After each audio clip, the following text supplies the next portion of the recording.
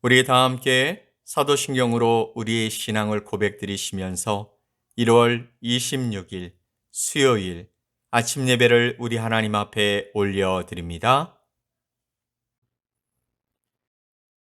나는 전능하신 아버지 하나님, 천지의 창조주를 믿습니다. 나는 그의 유일하신 아들, 우리 주 예수 그리스도를 믿습니다.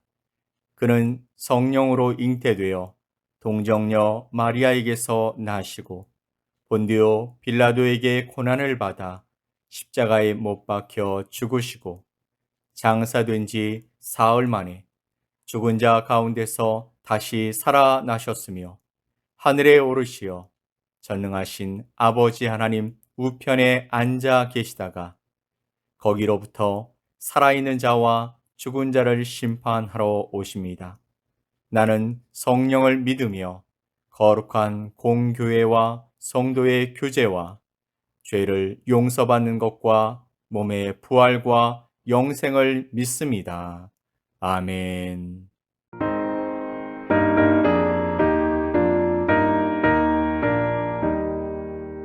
내 맘과 정성을 다하여서 주 너의 하나님을 사랑하라. 내 몸을 아끼고 사랑하듯 형제와 이웃을 사랑하라. 주께서 우리에게 명하시니 그 명령 따라서 살아가리. 널 미워 해치는 원수라도 언제나 너 그렇게 사랑하라. 널 핍박하는 자 위에서도 신실한 마음으로 복을 빌라. 주께서 우리에게 명하시니 그 명령 따라서 살아가리. 나 항상 주님을 멀리하고 형제를 사랑하지 못하였다. 이러한 죄인을 사랑하사 주께서 몸 버려 죽으셨다. 속죄 큰 사랑 받은 이모 내 생명 다 바쳐 충성하리. 아멘.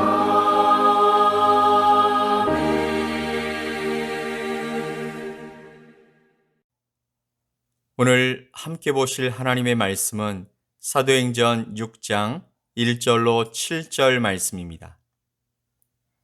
사도행전 6장 1절로 7절의 말씀을 우리 함께 보겠습니다.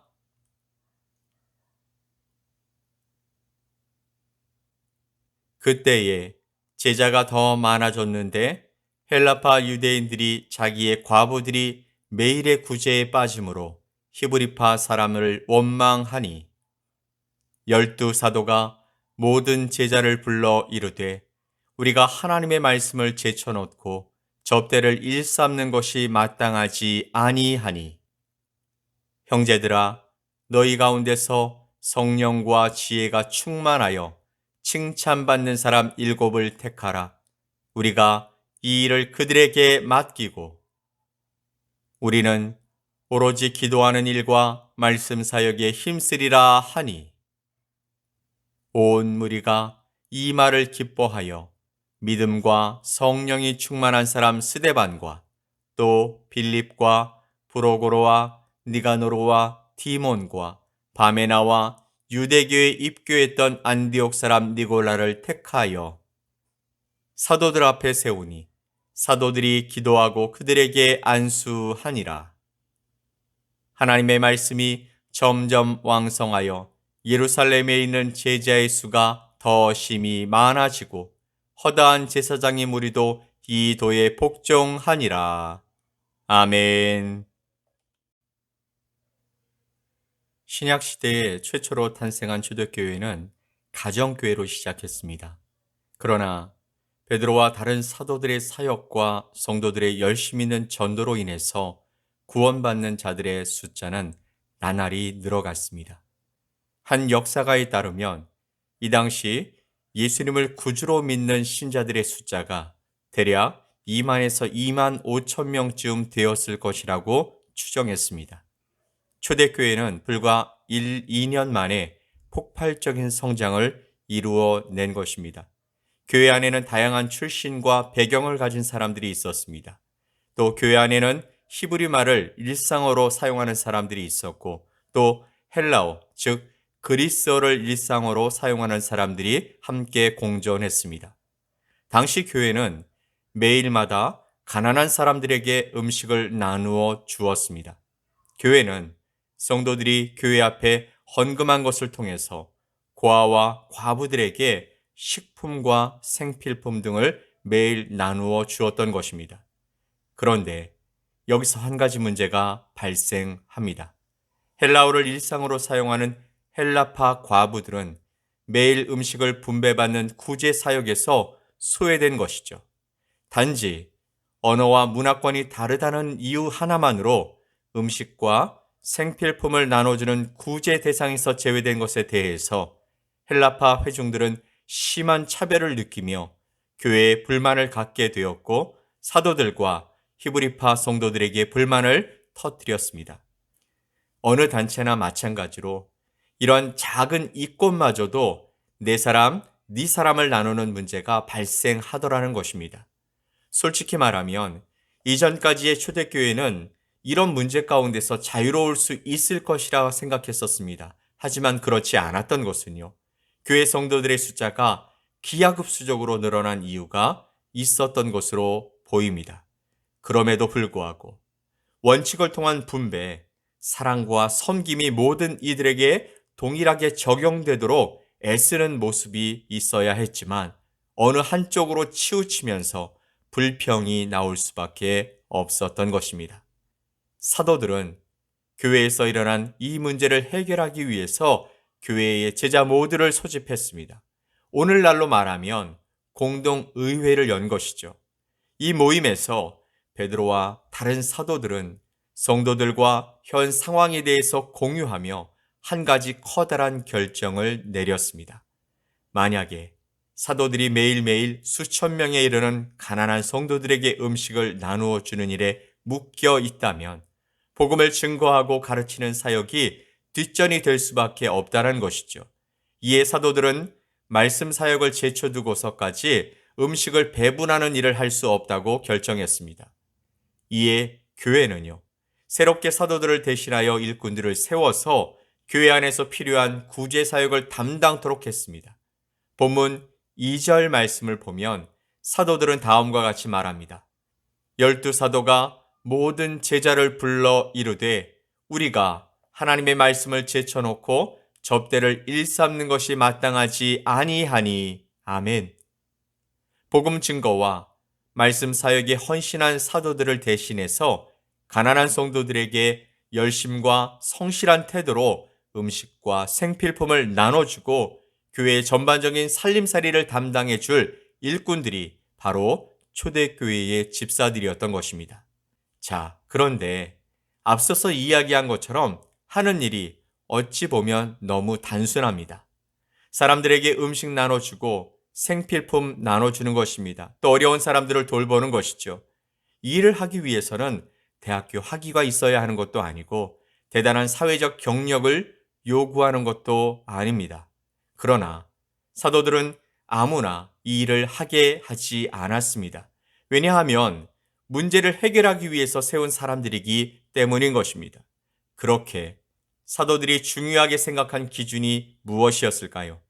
3절 말씀을 보면 형제들아 너희 가운데서 성령과 지혜가 충만하여 칭찬받는 사람 7을 택하라. 우리가 이 일을 그들에게 맡기고.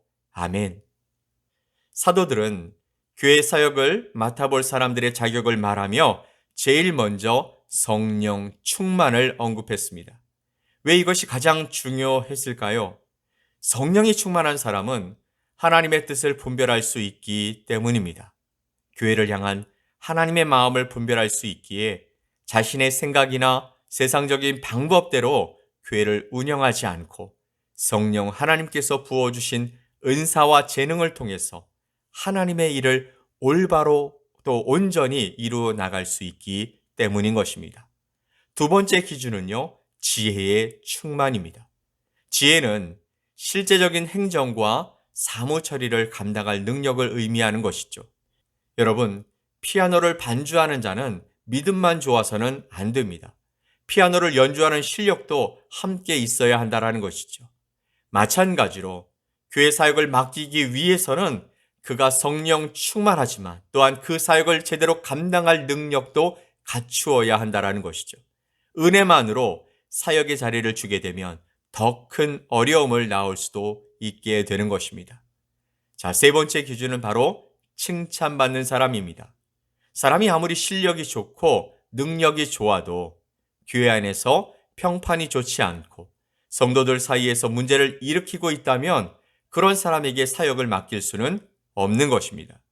교회는 역설적이게도 은혜만으로 사역의 자리를 줄 수 없다고 했지만 반드시 은혜가 있어야 하는 자리입니다. 그래서 칭찬 듣는 사람이란 말의 원어를 살펴보면 평판이 좋은 사람이란 의미도 있고 또 증명된 사람이란 뜻도 가지고 있습니다. 즉, 그 사람은 이미 성령이 충만한 결과로 예수님을 닮아 인격이 타의 모범이 되어야 한다는 것이죠. 무엇보다 이들은 앞으로 교회의 지도자로서 사도들과 함께 동역해야 할 사람들이었던 것입니다. 따라서 교회의 성도들이 그를 보며 그래 저 사람이라면 우리가 교회를 믿고 맡길 수 있다라고 동의할 수 있는 사람이어야 한다라는 것입니다. 즉, 온전한 사람이란 뜻이죠. 성경의 온전하다라는 의미는 더할 나위 없이 완전히 성숙한, 성장한 이란 뜻을 포함하고 있기 때문입니다. 이러한 기준을 통해서 교회는 7명의 집사를 선택했습니다.